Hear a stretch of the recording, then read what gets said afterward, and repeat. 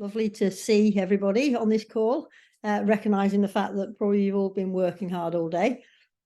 So I'm Anne Connolly. I'm a GP, as Ushma's just said, and I work in inner city Bradford. I've always worked with the diverse population of inner city Bradford. So I have many years of experience, as I'm sure you can easily tell, plus worked with mixed deprivation and diversity. I have a special interest in gynaecology, and I've had the pleasure many years of working with Endometriosis UK to develop some teaching materials. I have recently resigned my post as the Royal College of GPs Women's Health Champion, and with endometriosis and the team, we developed a project for the RCGP to try and encourage more GPs to know more about topics like endometriosis. We'll probably debate as we go through whether or not we've been successful with that, but we've certainly done a lot of work to try and promote the issues around women's health, bleeding problems, and specifically endometriosis. So I think probably that's as much as you need to know about me, other than I am in my grandparent role clothes, and hopefully my grandchildren are being put to sleep, and hopefully none of them will walk in and join us on this conversation. Apologies if they do.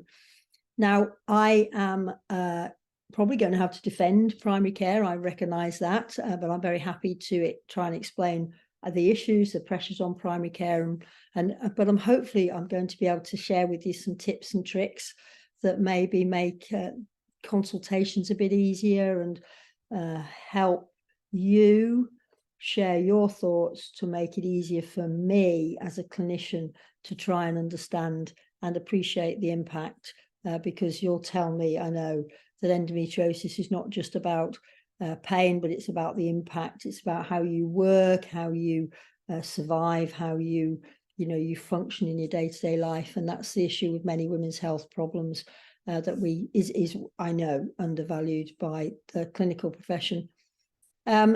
So we've got some questions I know that we're going to go through to start with. Please, will you ask me your questions? I'm sitting here ready to answer anything I can. If it's really technical, I'll tell you that I don't know the answer. But please ask me the questions that I know you've always wanted to ask a GP, or how you could go to your GP, what the issues you've had are. Because I do understand that our profession isn't great all the time. We do our best, I'll tell you, but but I know, particularly for women's health, there are many people will say their GP's not always been as great as they'd like to. So hopefully we can just share some thoughts, and please share your thoughts with me or with the others on the call so that they can also learn from you. And there is no daft question. There is never a thing called like a daft question. If you're thinking it, someone else is thinking it, and so hopefully we'll be able to cover as much as we can. So Ushma, let me shut up waffling now, and should we talk about some of the questions that we've already had? Absolutely. Thank you for that, Anne. So yes, so we've had some questions that have been pre-submitted, but as Anne mentioned, we would very much invite you, those of you that are on the call today, to submit your questions through the Q&A function, and we'll try and get through as many. So we'll kick off with some of the pre-submitted questions and work our way through. So Anne, the first question we've received is, what can I do if my GP tells me it's normal to have painful periods? It's a really common comment that I've heard people saying, and it's really hard. I appreciate that we never quite know, or most people don't quite know, what periods are normal and what's abnormal. We don't, school education is meant to be getting better. In families, sometimes people are really open about having conversations about what's painful periods and what's not.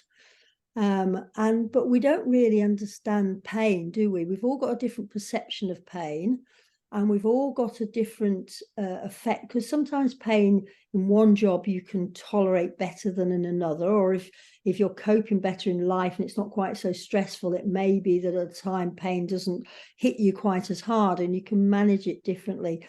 So pain for each of us is different. our perception of pain is different, but also the extent of pain from our endometriosis or your endometriosis will be very different. But it's about how you share that message in words that the GP or the nurse can appreciate, and how you can then make sure that you don't get fobbed off, because I know that's an issue. Women's health is something that isn't particularly well valued generally in primary care, I have to say. We have to know something about absolutely everything. You think yourselves about how many times you've been to your GP or your family have been to, and things that they have been with, and it might be your child, it might be a rash, it might be your mental health, it may be your mum falling over. There are lots of different things you'll come, and we have to know something about everything. We also have specific targets.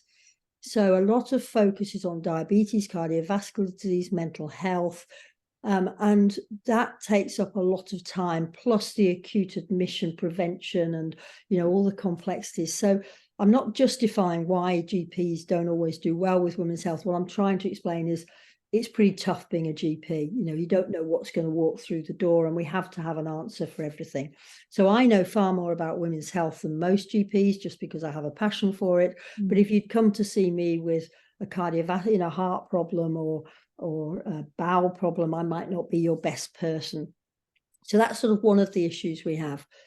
But it's not okay, when somebody comes in with mental health problems, or when they come in with pain from hip pain or back pain or period pain, if somebody says it's a problem, then for me as a GP, I've got to think that's a problem.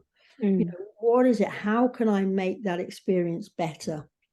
And the problem, I think, over the years for a lot of people is we're often told, oh, periods are painful when you first start them, and you'll get better as you get older.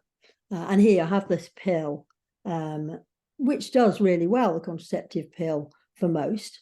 Have this pill, and then, of course, it gets better. So you don't maybe come back until you stop using the pill.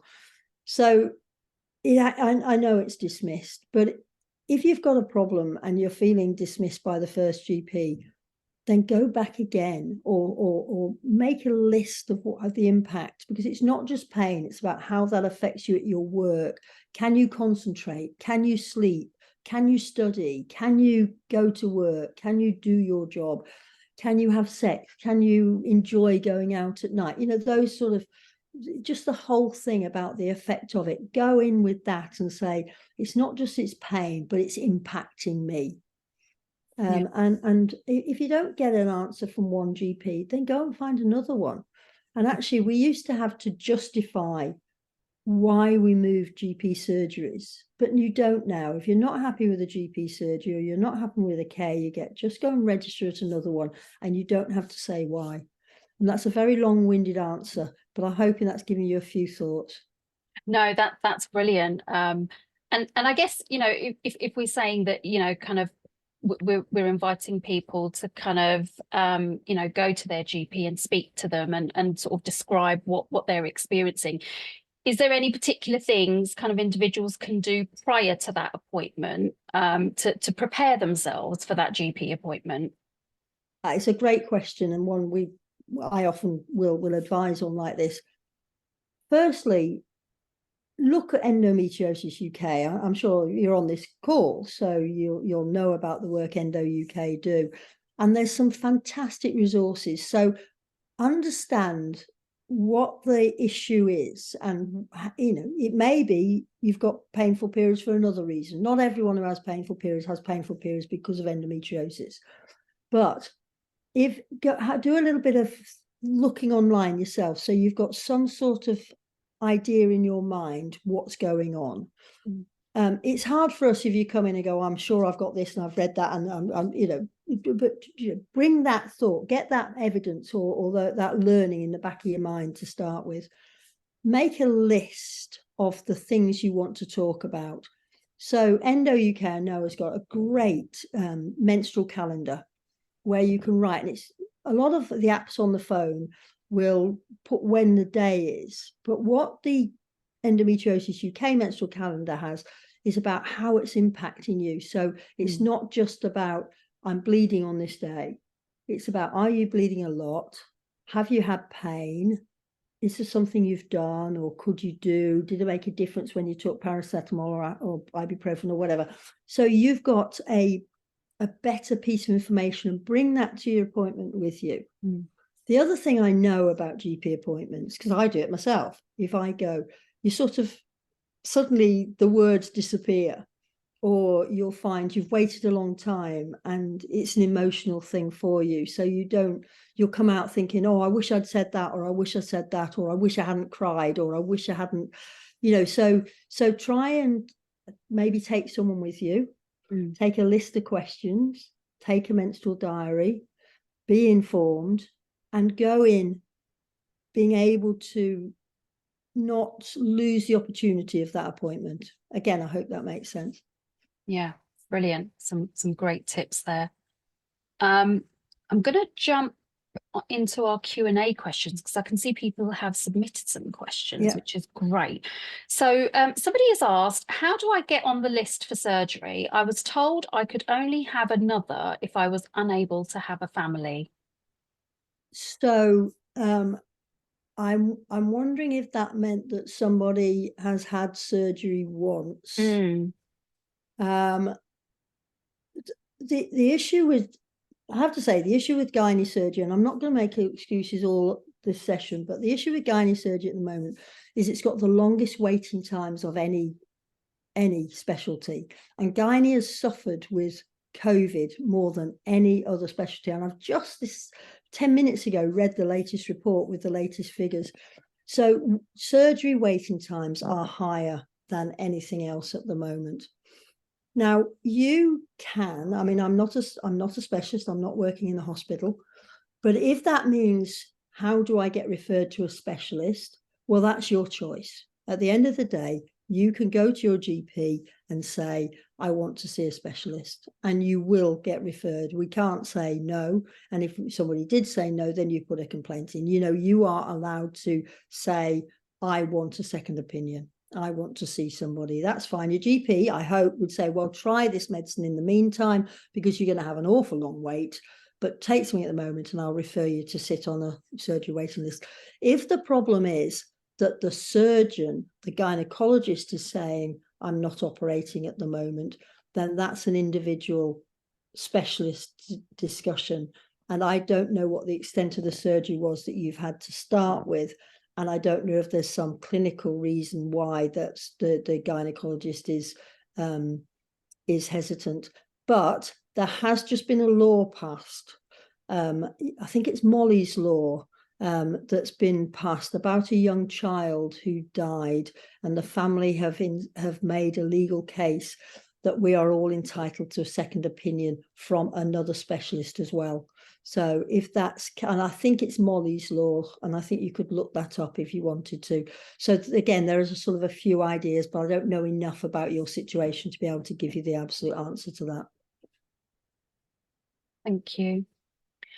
We've received another question. So someone's asked, having an endometrial polyp means one has endometriosis, or are they different things? Great. These are great questions. Another great question. Endometrial polyps are like a little fold inside the womb. So I don't know if you've ever got skin tags or seen people with skin tags, but often on your skin somewhere you'll have a little fold, like a little thing, and you may play with it and twist it. And that's called a polyp. You can get them up your nose, you can get them on your skin, you can get them in your bowel, you can get them, they're just like little folds of the lining. And that is not endometriosis. Endometrial polyps tend to cause bleeding problems. So it may cause bleeding between the periods, or heavier periods, but it's not endometriosis. They're completely different things. Brilliant. Thank you for clarifying that. So somebody else has asked, do you think that the pill could have caused or contributed towards endometriosis? No, I don't. There may be some studies somewhere that somebody said that, but generally the pill is something that suppresses bleeding, controls release of an egg, which causes, and that causes the pain. So no, I have never seen anything about suggesting the pill causes it, which is certainly the first line treatments that I would be using or encouraging someone to use in primary care. So if we think about the pill, I'm just picking up on another question where someone's asked something about the pill. So someone said that I've been given the pill to take, some pills to take, but they're not helping. What can I do now? So it sounds like they've been to an initial appointment, something's been prescribed, but actually it's not particularly helping. Okay, so if that's painkillers, then you could go back and ask for some stronger painkillers or to change to something else. If it's the contraceptive pill, which I think probably is what you're saying, then firstly, give it a go. You know, give it a few months before you decide it's not working. If it's the combined pill, which is the one with the 2 hormones that you normally take for 3 weeks and have 1 week off, don't have a break. Just take it. So you take it continuously. So don't do 3 weeks on, 1 week off, 3 weeks on, 1 week off. Take it all the time and avoid having a bleed. And that is absolutely safe. And it's nationally guided, you know, experts recommend it. So don't be panicking that you're not having a bleed. Actually, that would be really helpful not to have a bleed. So that's another thing. If it's just you've tried all of these things, it's not making any difference, then go back to your GP. It's failed medical management. And if it's failed medical management, you can request going to get a consultant, a specialist opinion. Brilliant.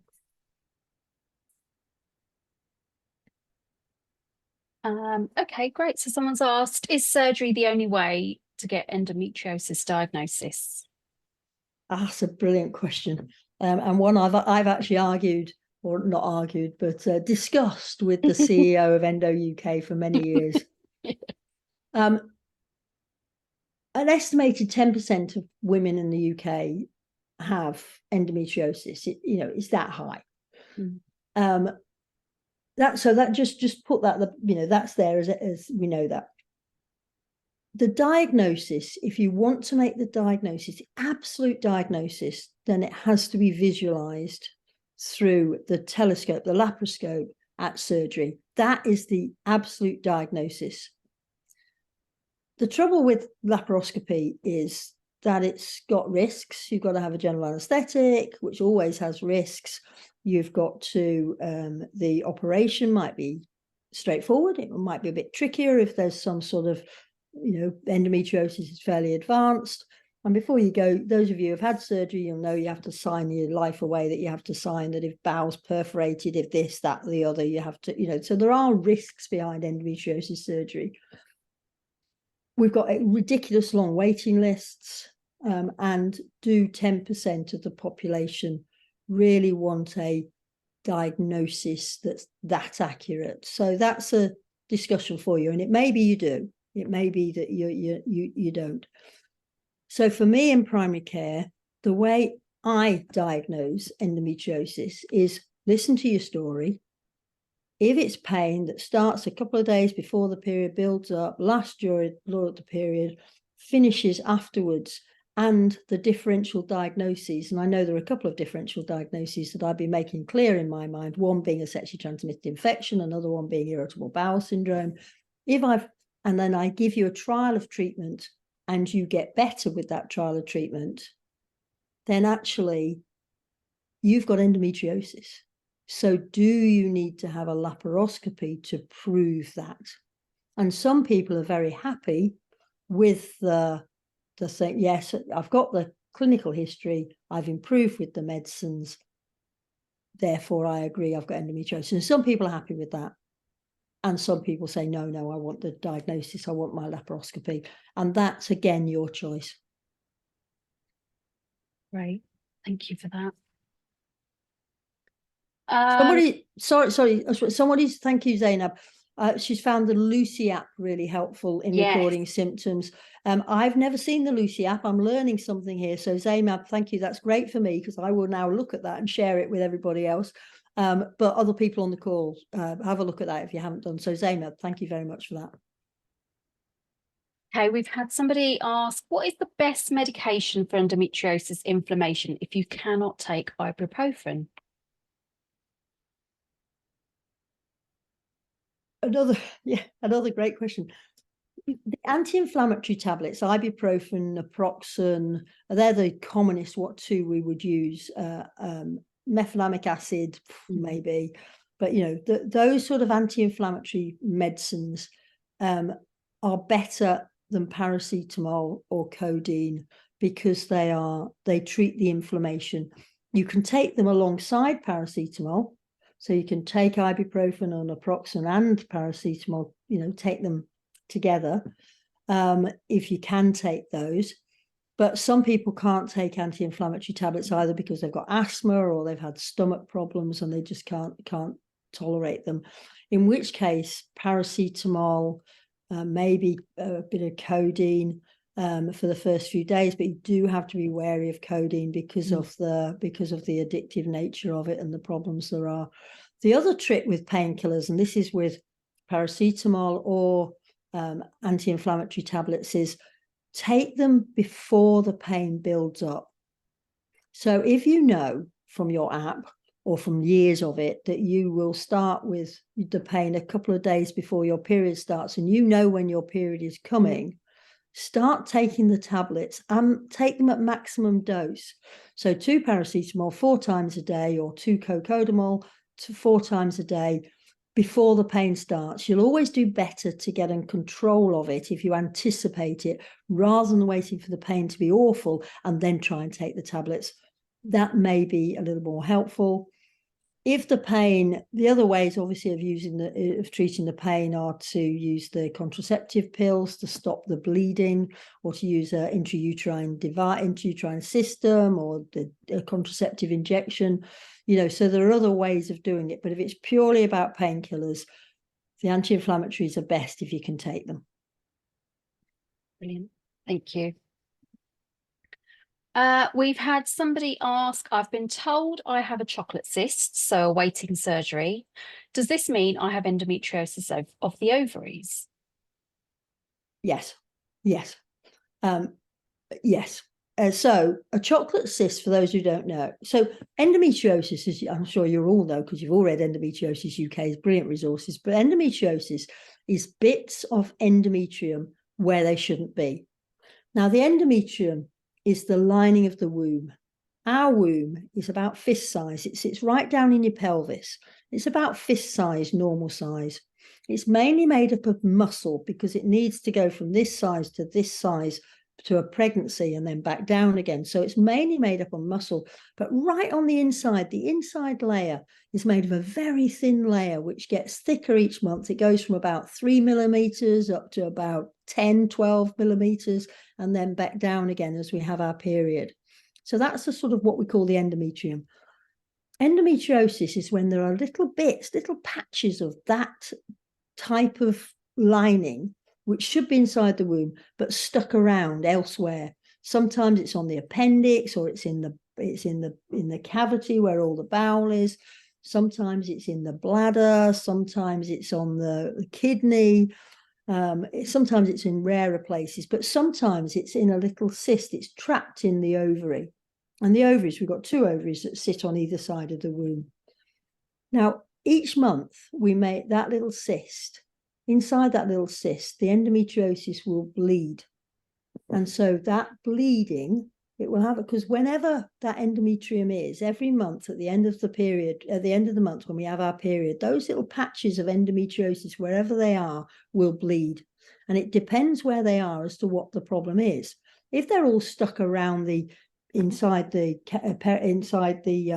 around the bowel, or stuck on the appendix, you will get pain. You'll get a mini appendicitis because the bowel really doesn't like having irritation from blood.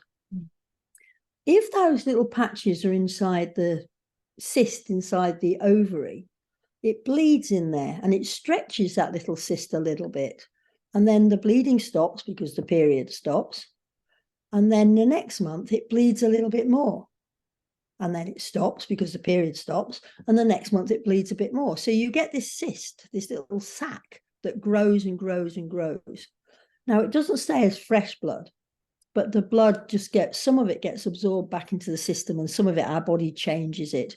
And so it goes into sort of an appearance like dark, brown, which they do need to remove because it's like a heavy lump in your ovary. And the risk of that is it can twist the ovary and you can become acutely unwell with it. So chocolate cysts are endometriosis, bleeding into that little cyst every month. And they do need, generally, unless they're very small, they generally need to be removed. But the trick while you're waiting is to stop the bleeding. So if you're not on a contraceptive pill or injection, then I would get on one while you're waiting. Thank you for that, Anne. We've had somebody ask, how important is the diagnosis of the stage of endometriosis? Obviously, you get the classifications. How important is that? That's a specialist one. So for you personally, so the staging will be made by a specialist, and that will make them decide the type of surgery you need, who should be doing the surgery, the risk behind that surgery. So for generally, certainly your GP won't tell you what the stage is because they won't know. So it's a conversation with your specialist, and it's more around the extent, the severity, the treatment options. Brilliant. Okay, I'm going to move over to some of the pre-submitted questions. So somebody's asked, I had a scan and it was normal. What can I do next? Yeah, again, another great question. So that goes back to that, who makes the diagnosis? Because like with the chocolate cyst, as a GP, when I think you've got endometriosis, then I'm encouraged to refer you to an ultrasound scan. Now, ultrasound scan, you'll know because you'll have had those of you who've been pregnant, you'll have an ultrasound scan. Now, an ultrasound scan, the best way of doing it is to put a probe inside the vagina. That gives a much closer picture of the ovaries. Now, you don't have to have that. You can decide, you've never had sex or it's not something you want the sonographer to do. But if you can, you do better having that as well as the abdominal scan, because it gives that closer look of the ovaries as well as what's going on inside around the womb, outside the womb there. So transvaginal scanning is the best if you can. Now, so as a GP, I say to you, yes, your history sounds like as though you've got endometriosis. Why don't you try these treatments while we're waiting to decide what we're going to do, or try as a trial of treatment? But I'm going to refer you for an ultrasound scan. I'd like you to have a transvaginal scan because it'd be better. But when you go for the scan, those little deposits are so minute that actually the scan may not pick them up. It may do, but it may not do. So the first thing I always do on my form when I'm requesting for a scan, I will make it clear that I'm looking for endometriosis, and I'm hoping that means the person who does the scan is also very conscious that that's what they're to look for, because and also I'm hoping that the scanner isn't like the newbie out of training, but you might get a slightly more experienced scanner who's done more women's health scanning. And so sometimes you get a report back that goes, yes, this looks like endometriosis. Certainly, if you've got a chocolate cyst, it will tell you it's got a chocolate cyst. That's another reason we should send for, because that again will change how I manage the report. But very often I'll get a report that goes back, no endometriosis seen, but that does not mean you haven't got endometriosis. It's just that they haven't seen it on a scan. And it also doesn't mean that you've got mild endometriosis or minimal endometriosis. It could be severe. It's just they haven't been able to see it on a scan. So in that scenario, what would be the pathway then? What could somebody do? So if it's then come back to sort of say, we've not picked it up on a scan, kind of where might someone go from that point, really? So firstly, if I had that report back, I would say, look, it isn't saying you've not got endometriosis, but we're trialing this treatment. How is it working for you? And if it's working good, it's giving you good benefit, then actually you probably have got endometriosis. It's just the scan findings haven't said that. But what you don't have is a chocolate cyst, because that's different. If you've got a chocolate cyst, that needs a specialist opinion about surgery. Whereas if you haven't got one, then I can continue to care for you generally. Thank you. Okay, I'm going to go a little off on a little off topic a little bit. But I've got a question here that someone sort of said, I know my smear test is going to be painful and I keep putting it off. What can I do? Yeah, a very good question. Lots of women who get endometriosis find smear tests and sex more painful, and it's due to that the irritation from that endometriosis. And sometimes, as the endometriosis, if it's carried on bleeding all those times, you get scarring inside the pelvis. And that means that the ovaries don't bounce out of the way in the same way, and things don't move around. So it's more painful.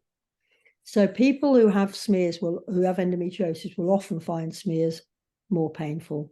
So if you go, so certainly please don't put off having your smear, because it's so important to have your smear test, because it's awful when, you know, the majority of cervical cancers in the UK these days are either in women who have not had smear tests done or have had an abnormal result and not gone through with their treatment. That is, you know, it's such a good screening program otherwise. So please go. But before you go, talk to your GP or the nurse, explain to them that you're anticipating it might be painful because you've got endometriosis, and they can make sure that firstly it might be a more experienced person who does it. You may find that if you're having pain during sex, that actually in certain positions it's easier. We can do smears if you're on your side. So, you know, you could say, well, that's actually easier for me. So you could, they could do it, you know, rather than the traditional way on your back. You can take someone with you. You can ask for, you know, you should be offered a chaperone, take the chaperone. And the other great website that I love advising people to go to is called Joe's Trust. Now, Joe's Trust is a cervical cancer trust, but they've got lots of tips on tricks on there about how to make a smear test easier for you. So have a look at that before you go, and you know, go along and make sure that they know that you've got endometriosis and that you're anxious, but don't put it off. Thank you, Anne. Somebody's asked, is there an age restriction on surgery? There shouldn't be. Again, you know, the specialists will tell you that, but there shouldn't be. You know, if you've got symptoms, then certainly the first couple of years, if you're thinking about how young, you know, we do know that lots of women will get painful periods when they first start in the first couple of years. So you wouldn't want a laparoscopy when you're that early, generally. But no, after that, I've never heard anyone restricting age.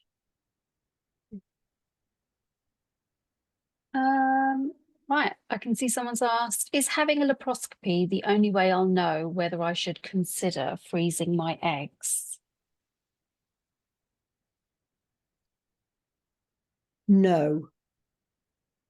The way to consider, so I'm presuming this is about fertility problems, and maybe it's about, so one other thing about freezing eggs at the moment is about age. So if you are, we know fertility starts to tail off after about the age of 34, 35. It doesn't drop off a cliff, but you peak then, and then it starts to tail off. So we know that lots of women are now saying, well, I'm not in a relationship, it's not time for me. I don't want to then be stuck when I'm 40, 45 and not have an egg supply. And that's a sort of a thing that some women are choosing to do. But a laparoscopy wouldn't help you with that.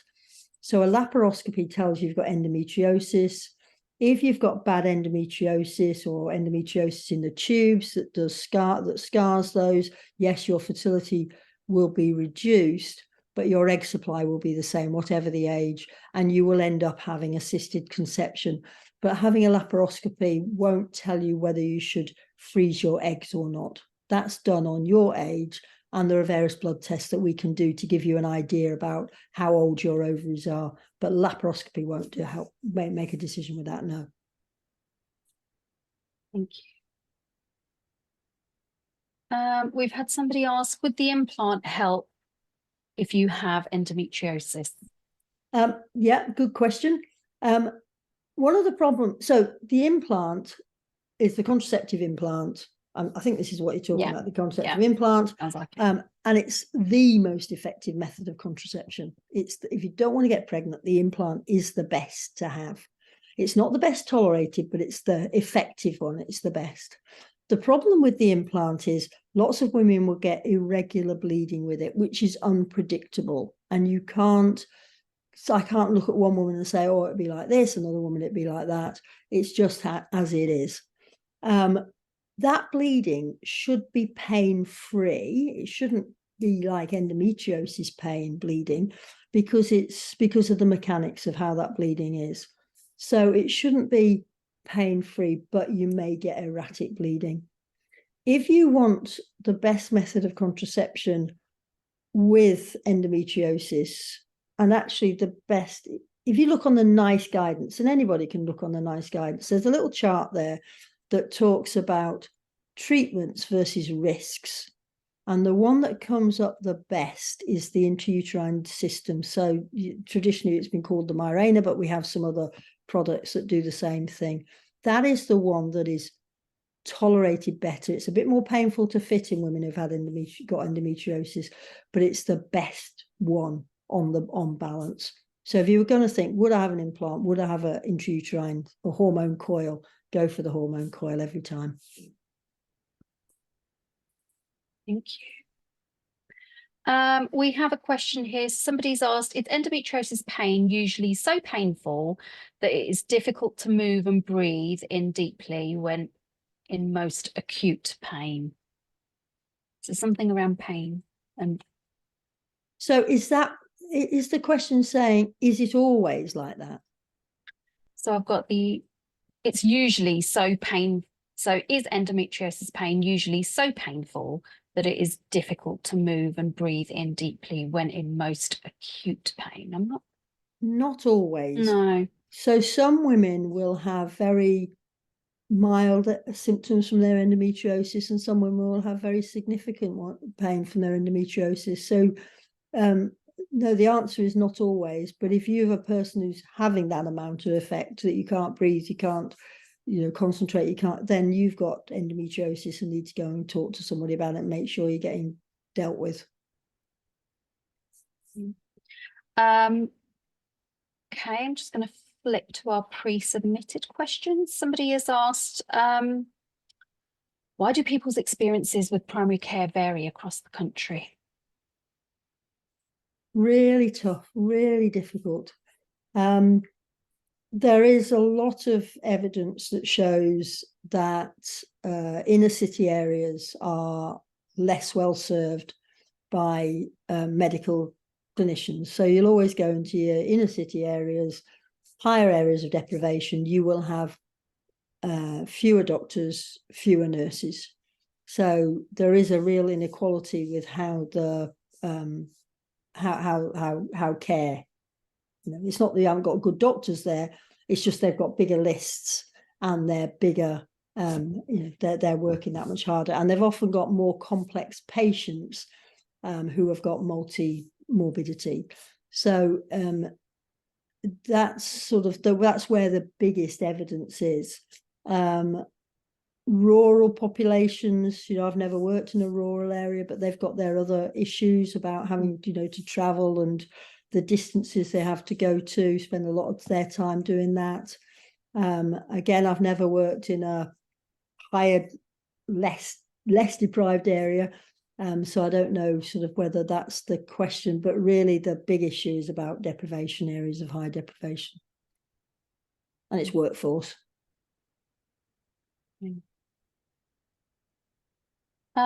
Should GPs do more women's health training? Touched on it earlier, didn't you? Yeah, I know. Yeah.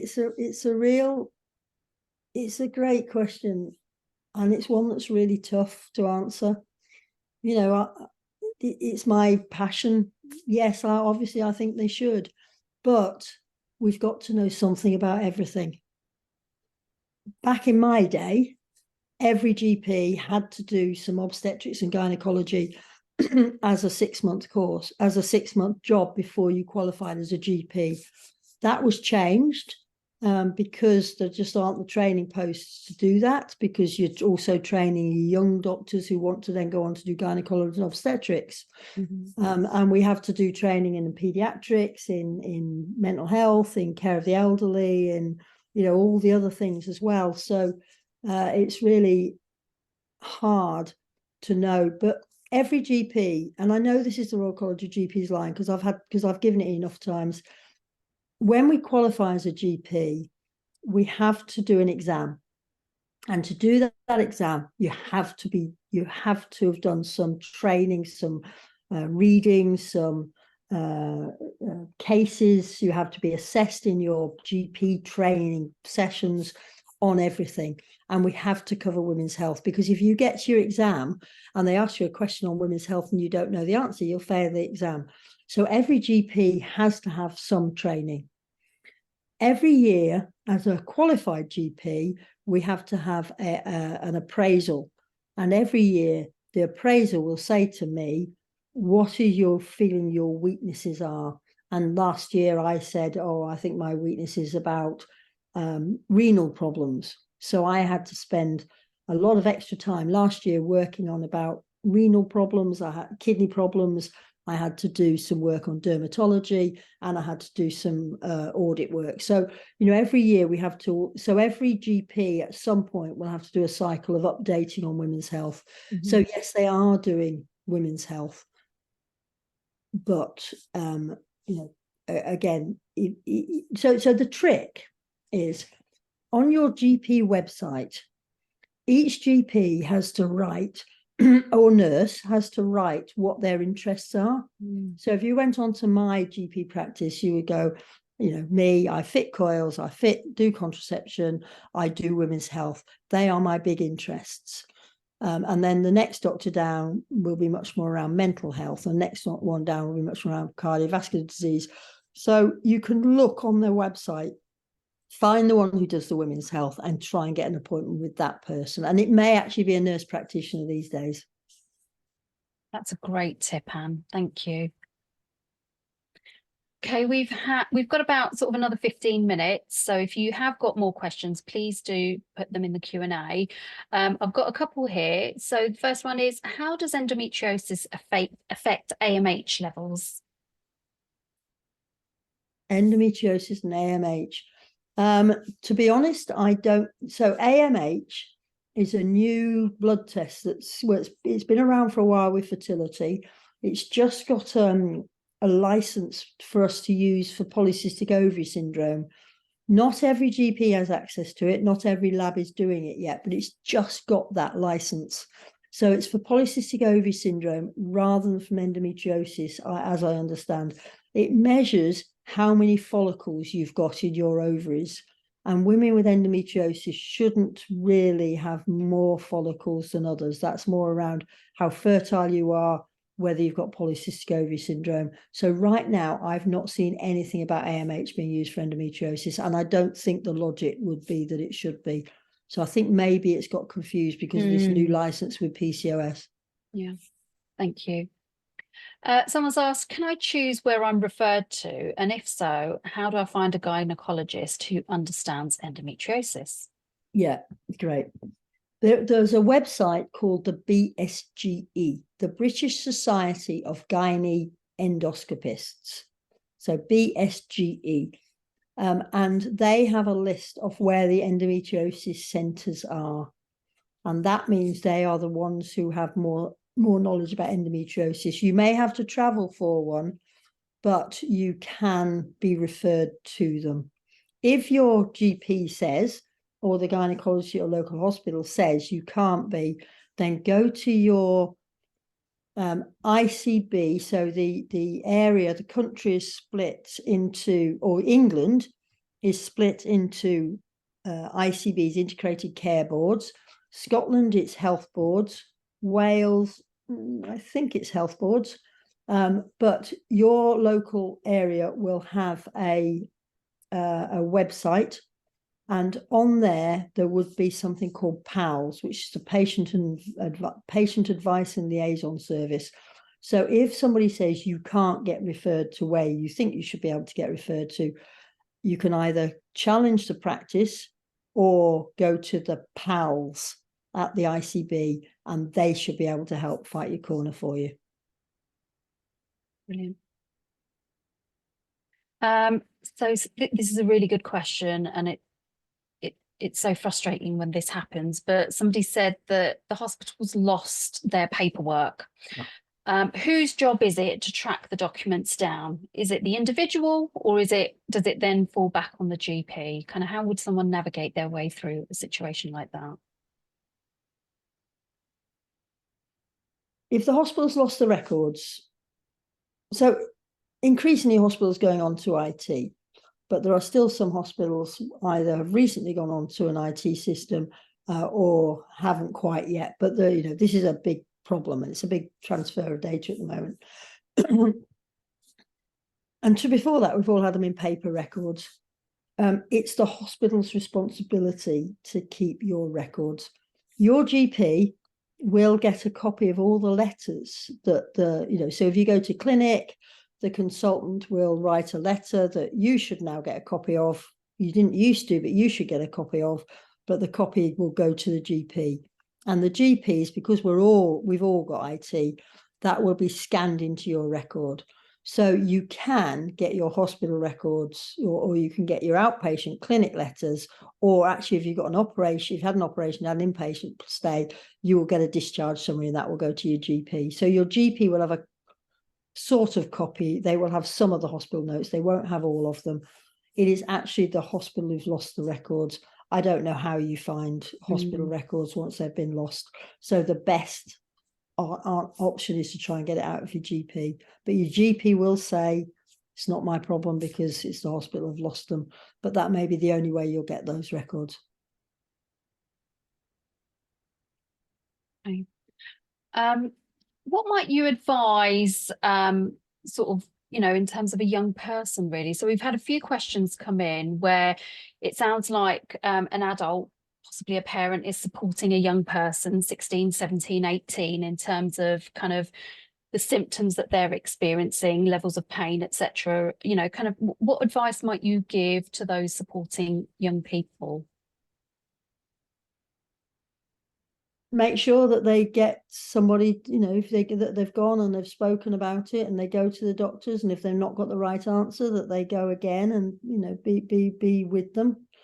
Appreciate the impact it's having on their life. It does often run in families, doesn't it, endometriosis? So it may be that the mum has already been through all this misery, the tough times. But with women's health, it's not just about the physical impact. There's a psychological impact. There's a social impact. And if you are having a tough time during periods, you won't be able to go to, you maybe not be able to do sport like you'd like to. You may not be able to go socially like you'd like to. And it has a real impact. We might certainly missing out on college and studying. So try and get a treatment that works. Don't be frightened of getting young people to use contraception.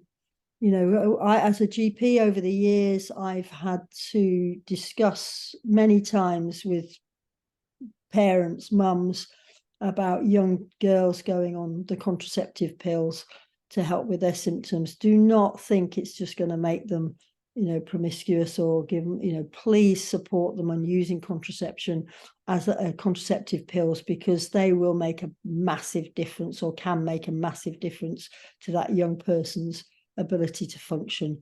And don't be worried about taking the pills back to back, so the 3 weeks missing the break. And don't be worried, there's great evidence that shows if youngsters go on the pill when they're 14, stay in it till they're 50, obviously they wouldn't be able to get pregnant in that time, but there is no concern over the longer term about health risks. There's good benefits against some of the cancers. So don't think you can only have a few years of the contraceptive pills, because you can have them for years and years. Thank you. We've probably got time for maybe one, if not two more questions. I've got here, so someone said that they've been referred to a private medical centre as an NHS patient. Does that mean that they will not be seen in an NHS only hospital again for the rest of their treatment? No, it doesn't mean that. It may be that they're having their first. So because of the waiting times being so high at the moment, we have pressure in the hospitals that you should be seen within a certain number of weeks, which doesn't happen, but it's a target. So some hospitals will be saying, well, we can't see you at our hospital, but we work closely with that private hospital down the road. It's our surgeons, they're the ones who are working there. So it may be quicker for you to be seen there than in the original hospital. So you may go there for some of you might go there for your outpatient treatment, your outpatient clinic appointment, you might go there for your first laparoscopy, but it doesn't mean that you won't necessarily be shifted back into the NHS. Right, thank you for that, Anne. Just trying to scan the questions just to see if there's anything that's been missed. I've seen a couple of questions. I can see the Q&A as well. Yeah, I've seen a couple of questions about would you go privately because of the long waiting times. I'm an NHS person through and through. I've never done private work for healthcare, but and I don't advocate private healthcare. But if you've got if it's affecting someone's education, and we know that the waiting times are so high, it's certainly a choice. And I wouldn't, I wouldn't encourage somebody to do it, because I think we should be relying on the NHS personally, but that's just my own view. But it wouldn't be wrong to pay, but just be wary. The costs are phenomenal. The costs could be phenomenal. So just make sure because don't anticipate on going in and thinking, I'm just going to get an opinion. And you know that the outpatient appointment might cost, I don't know these days what they are, 200, 250 quid. Yeah. If you're in the private sector, they may then want you to go in to have their surgery in the private sector, which will then be, a number of £1,000s. So don't just do it as a way of jumping a queue to get into the NHS. It's about, it's expensive, private healthcare. Yeah. Thank you. And I guess it is really difficult, isn't it, when you are experiencing those symptoms and they are so debilitating, and it is impacting every aspect of someone's day-to-day life, kind of it is difficult, weighing it up, really. Exactly. Yeah. Right. Did you spot any other questions, Anne, that I may have missed? I'm just seeing one here about I was just reading it. There's been some fab questions. I could talk for another hour on this. So thanks for putting these questions in. Someone's talking about Zoladex injections. Now, what Zoladex injections do is they switch you off. So they make you menopausal. But by doing that, they reduce endometriosis, because they reduce your hormones, they stop you bleeding, they reduce endometriosis. It can be used as a diagnostic test, but it will also often be used while waiting for surgery, because it reduces the size of some of the lesions. The problem is it makes you menopausal. So women will go, they get the injection and will go bang, as if they've gone into a menopause. You should get some HRT. It's a shame that the hospital, the person's writing about the problems they're having, it's a shame the hospital didn't organise the HRT, because they really ought to. It's a gynaecology thing, so why on earth they couldn't give you Zoladex and give you HRT at the same time, I don't know. But they're saying that the GP is wanting to see them to talk to them about it, and actually that's probably right, because getting a blood pressure, getting a BMI, and talking to you about it is probably right. Yeah, go to see them. Go. And also, at the end of the day, when we prescribe anything, if I put a name on a prescription, my name on a prescription, I'm taking clinical responsibility. So I need to be confident that I'm giving the right medicine to the right person at the right time. Right. Thank you, Anne. We've literally got a couple of minutes left, 2 to 3 minutes left. I'm just sort of thinking kind of. Sorry, can I just cut? I've just seen one other one, and this is me getting it, probably may not said it. So Katie's put, what does BCSG accredited actually mean? So it's BSG So it's the British Society of Gynae Endoscopists. Now, a gynae endoscopist is somebody who either does hysteroscopy, which is the telescope test into the womb, or laparoscopy, which is the telescope test that looks for endometriosis. So it's BSGE, not BGCSG, BGS, British, BSGE. Yeah. Yeah, definitely. If you pop that into Google, it definitely links you straight to the BSG website, and it lists all the accredited centres as well, doesn't it? So yeah, great resource there. Brilliant. So and before we look to close, I just wanted to give you a few moments to kind of just maybe sort of wrap up and sum up and just sort of leave us with some parting comments or advice or words of wisdom. What would you say? Firstly, I would say that Endometriosis UK are fab. I think it's a great resource. I think doing things like this and all the other work I know that Endometriosis UK do is fantastic. So firstly, thank you for the work you're doing, particularly this month, and thanks for getting me to talk about something I'm passionate about. Endometriosis is much more common than we know. It's much more, it can be more devastating for some people's lives. It's a long-term condition. Even if you have surgery, often you don't really cure it. So it's something that the sooner you get your management for, the better, because it reduces some of those longer-term problems. Never underestimate the impact, and this is what I say to GPs and all the nurses I've done training for, never underestimate the impact it has on people's lives, and often young people's lives. So it impacts with education, with opportunities, with choices. So be empowered. Use the information you've got or you can get. Be empowered. And if you don't get the answer first time, go back and find somebody who will listen. And it's often your nurse practitioner. And the nurse practitioners in the GP practice are very highly skilled these days. They're more and more doing women's health. So maybe that's the person you see. And never think a nurse practitioner isn't as good as a GP. We use a multidisciplinary team in primary care these days, and nurse practitioners are fantastic. Wonderful. Thank you so much, Anne.